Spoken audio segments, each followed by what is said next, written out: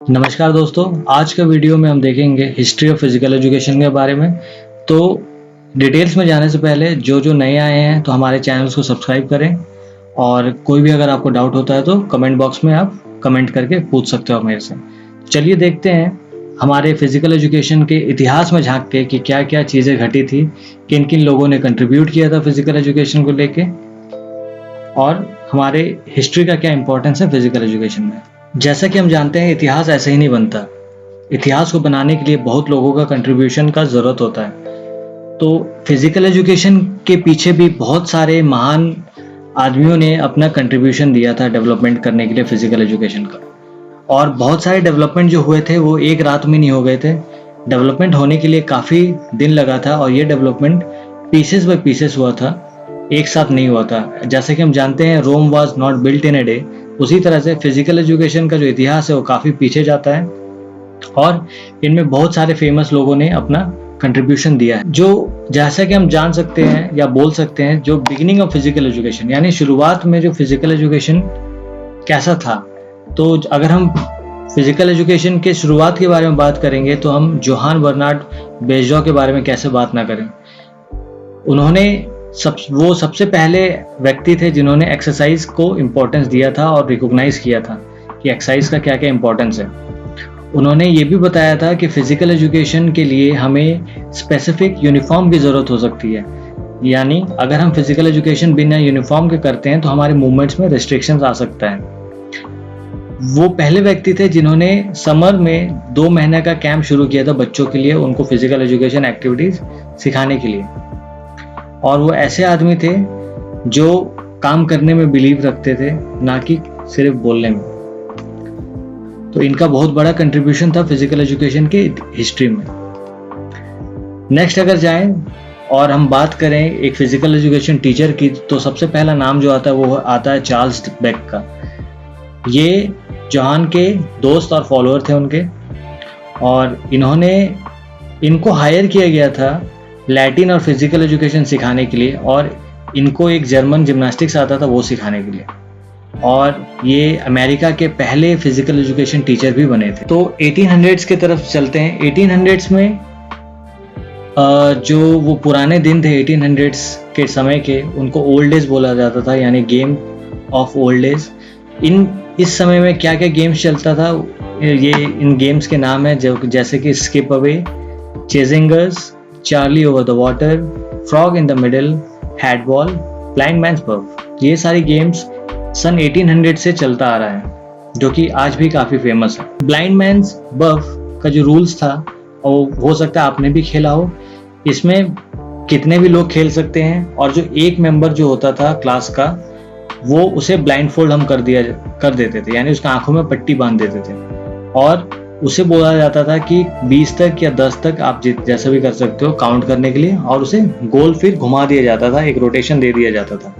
और बाकी जो पार्टिसिपेंट्स रहते थे वो क्या करते थे, उस जगह में स्कैटर हो जाते थे, यानी फैल जाते थे। और जो ब्लाइंड फोल्डेड आदमी था वो किसी ना किसी को उसे पकड़ना होता था, ताकि जिसे वो पकड़ ले फिर वो ब्लाइंड फोल्डेड हो जाए और वो छूट जाए, है ना। तो ये गेम जो था ये 1800 से शुरू हुआ था और आज भी ये गेम इतना ही फेमस है। अब फिजिकल एजुकेशन को प्रमोट करने में डियो लुइस जी का बहुत बड़ा हाथ था।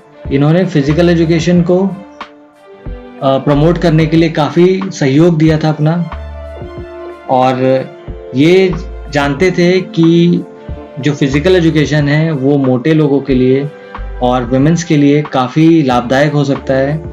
और इन्होंने अपना एक इंस्टीट्यूट खोला था फिजिकल एजुकेशन में, जो कि इंस्टीट्यूट ऑफ फिजिकल एजुकेशन के नाम से प्रसिद्ध था, जो कि बॉस्टन में था। और इन्होंने ही बीन बैग्स और वुडन डम्बल्स, यानी जो हम लोग फिजिकल एजुकेशन के रिक्रिएशनल एक्टिविटीज़ में जो हम बीन बैग्स यूज़ करते हैं, वो इन्होंने इंट्रोड्यूस किया था, इन्वेंट किया था। और यही वो व्यक्ति थे जिन्होंने फिजिकल एजुकेशन एक्सरसाइजेस को इंटरेस्टिंग बनाने के लिए म्यूज़िक का इस्तेमाल सबसे पहली बार किया। अब आ जाइए डुडली एलन सार्जेंट की तरफ, जो कि एक्सरसाइज मशीन के नाम से भी जाने जाते थे। इन्होंने 80 से भी ज़्यादा मशीन्स इन्वेंट किए थे एक्सरसाइज करने के लिए, जो हम आज के मॉडर्न जिम्स में यूज़ करते हैं। इन्होंने पुलिस और वेट्स का हेल्प लेके ये सारी मशीन्स इन्होंने ईजाद की थी। इन्होंने एंथ्रोपोमेट्रिक मेजरमेंट्स के लिए भी काफ़ी अपना सहयोग दिया है, और किस तरह से हम मेजर कर सकते हैं, स्टैंडर्ड एज कितना होना चाहिए, क्या क्या प्रिस्क्राइब्ड एक्सरसाइजेज हम करा सकते हैं हर एक पर्टिकुलर केसेस के लिए, वो डुडली एलन सार्जेंट ने हमें बताया। अब आ जाइए 1800 से 1900 और 1920s के तरफ। इस समय तक जो हमारे स्कूल्स में जो गेम्स चल रहे थे वो थे midnight, roll ball, push in the circle, spider, huntsman, brownies and fairies, frog in the sea, the lost child, run for your supper, crows and cranes. Crows and cranes ये जो हमारा गेम था उसके रूल्स कुछ ऐसे थे। इसमें क्या होता था, जो फॉर्मेशन बनाना होता था 2 लाइन में बनाना होता था, दोनों लाइन में इक्वल अमाउंट ऑफ प्लेयर रहते थे और उनके बीच की जो दूरी रहती थी वो 1 यार्ड की रहती थी। जो पहला लाइन के जो प्लेयर्स थे उनको क्रोज बोला जाता था और दूसरे लाइन्स के जो प्लेयर्स थे उनको क्रेन्स बोला जाता था। और अगर जो टीचर यानी जो वो गेम करवा रहा है वो अगर क्रेन को बुलाता है तो जो क्रेन होंगे वो टर्न करेंगे और चेज करेंगे, है ना। Those tagged go over to the other side, और वो दूसरी तरफ चले जाएंगे।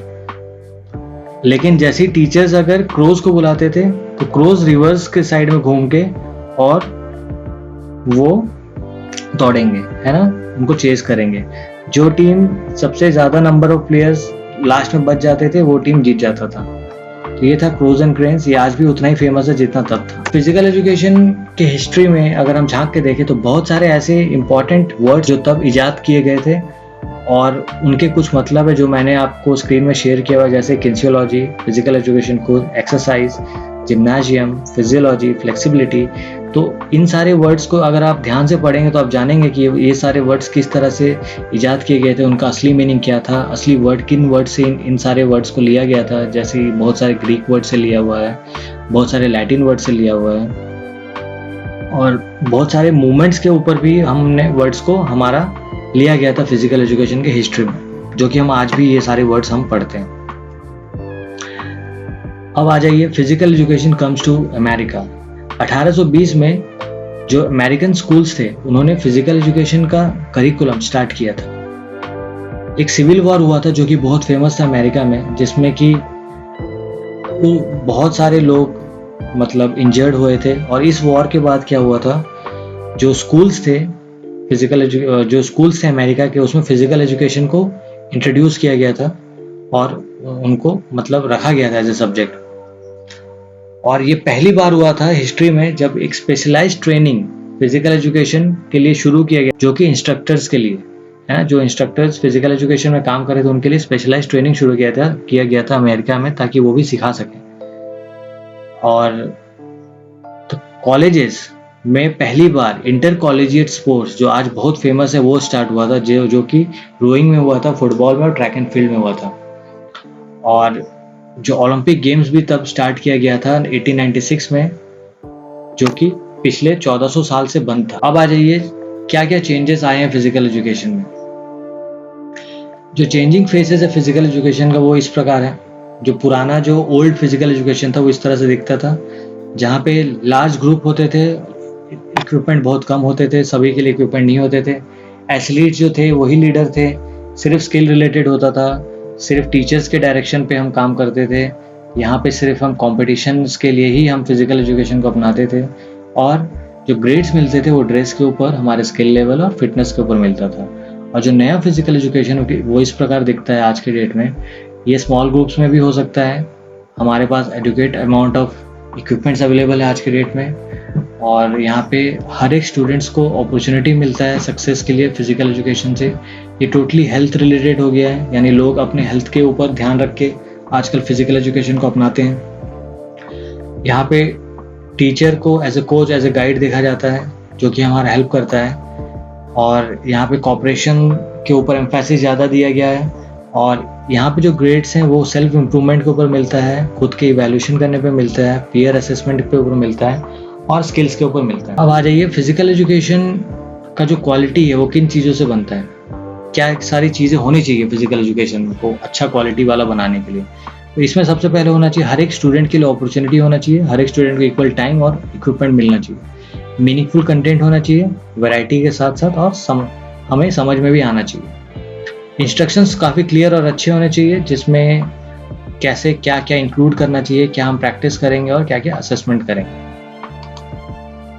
ओके, अब फिजिकल एजुकेशन का जो पर्पस था वो बेसिकली था कि ये हर एक बच्चे के लिए है फिजिकल एजुकेशन। ऐसा हम नहीं बोल सकते कि तुम फिजिकल एजुकेशन में आओ, तुम मत आओ। तो ये सबके लिए था फिजिकल एजुकेशन, क्योंकि जो फंडामेंटल मोटर स्किल्स जो सीखने वाले थे वो हर बच्चे के लिए इंपॉर्टेंट था। फिजिकली फिट होना हर बच्चे के लिए इंपॉर्टेंट था, और जो बेनिफिट्स हम फिजिकल एजुकेशन एक्टिविटीज़ करके मिलते हैं वो हर एक बच्चे को मिलना चाहिए था। तो यही पर्पस था हमारा फिजिकल एजुकेशन का, कि physical education is for all. अब कुछ फैक्ट्स देखते हैं फिजिकल एक्टिविटीज़ के बारे में। जो परसेंटेज था ओवरवेट बच्चों का वो ऑलमोस्ट डबल हो गया है। कब से? 1970 से। Physical inactivity and poor diet account estimated 3 lakh death per year. यानी आप समझ सकते हो कि अगर हम फिजिकल एजुकेशन या फिजिकल एक्टिविटी में इन्वॉल्व नहीं होते हैं, हमारा खाना पीना सही से नहीं हो पाता है, तो 3 लाख लोग हर साल मरते हैं इसके लिए। और inactive childrens are more likely to be inactive adults. यानी जो हमारे बच्चे अगर इनएक्टिव हैं तो बड़े होकर भी वैसे ही बनेंगे। हम उनसे कुछ अच्छा हम एक्सपेक्ट नहीं कर सकते। The cost of overweight and obesity in US economy is 117 billion annually in direct and indirect medical cost. आप समझ सकते हो कितना कॉस्ट करता है मोटापा और ओवरवेट। 117 बिलियन डॉलर बहुत ज़्यादा होता है। अब इम्पोर्टेंस क्या क्या है फिजिकल एजुकेशन का, ये मुझे बताने की ज़रूरत नहीं है। फिजिकल एजुकेशन बहुत ज़्यादा इंपॉर्टेंट है आपके फिजिकल हेल्थ के लिए, आपके मेंटल हेल्थ के लिए, आपके स्किल डेवलपमेंट के लिए, हर एक चीज़ के लिए। अगर आप स्ट्रेस्ड हो तो उसके लिए भी, तो हर एक चीज़ के लिए फिजिकल एजुकेशन बहुत ज़्यादा ही इंपॉर्टेंट है। अब हम जानते हैं फिजिकल एजुकेशन के एक्टिविटीज़ करने के लिए हमें स्पेसिफिक कुछ यूनिफॉर्म्स की ज़रूरत होती है, जिसमें हम कंफर्टेबल होते हैं, जिसमें हमारे मूवमेंट्स अच्छे से हो सके। तो ये ध्यान दीजिएगा, हमें कोई कॉस्टली चीज़ें खरीदने की ज़रूरत नहीं है, लेकिन हम ऐसे चीज़ें पहनेंगे जो उस मूवमेंट को करने में हमें ईजी हो। बेसिकली हम शॉर्ट्स और टी शर्ट्स में अच्छे से मूवमेंट कर सकते हैं सारे फिजिकल एजुकेशन के विथ शूज़। तो ये हम पहन सकते हैं for our physical education activities. A quote to remember, photo देख के आप सब जानी के होंगे कौन ये है, प्रेसिडेंट कैनेडी। इन्होंने बोला था कि फिजिकल एजुकेशन जो है वो मोस्ट इम्पॉर्टेंट की सिर्फ हेल्दी बॉडी के लिए नहीं है ना। सिर्फ अगर आप खुद को हेल्दी रखना चाहते हो तो उसके लिए आप फिजिकल एजुकेशन नहीं है, लेकिन फिजिकल एजुकेशन आपके जो क्रिएटिविटी है, जो आपको इंटेलेक्चुअल थिंकिंग है, जो एक्टिविटी है, उसके लिए भी बहुत ज़्यादा इंपॉर्टेंट है। ये एक ऐसा रिलेशनशिप है जो आपके बॉडी को जो ठीक रखता ही है, उसके साथ साथ आप जो एक्टिविटीज़ करते हो आपके दिमाग को, आपके मन को शांत भी रखता है फिजिकल एजुकेशन। तो दोनों के बीच में एक बैलेंस बना के रखता है। लेकिन यहाँ पे ये इन्होंने प्रेसिडेंट कैनेडी में ये भी बोला है कि जो ग्रीक्स थे उनको नॉलेज था कि जो इंटेलिजेंस है और जो स्किल है वो तभी आप अपने पीक पे आप उसको यूज़ कर सकते हो कि जब आप हेल्दी और स्ट्रांग रहो। और आप हेल्दी और स्ट्रांग सिर्फ फिजिकल एक्टिविटीज़ करके, फिजिकल एजुकेशन के थ्रू ही रह सकते हो। तो प्रेसिडेंट कैनेडी के इन अच्छे वर्ड्स से मैं आज का प्रेजेंटेशन यहाँ ख़त्म करता हूँ। होपफुली आपको वीडियो अच्छा लगा होगा, जो कि मैंने एक ब्रीफ हिस्ट्री कवर करने की कोशिश की है in the field of physical education. Thank you and have a nice day.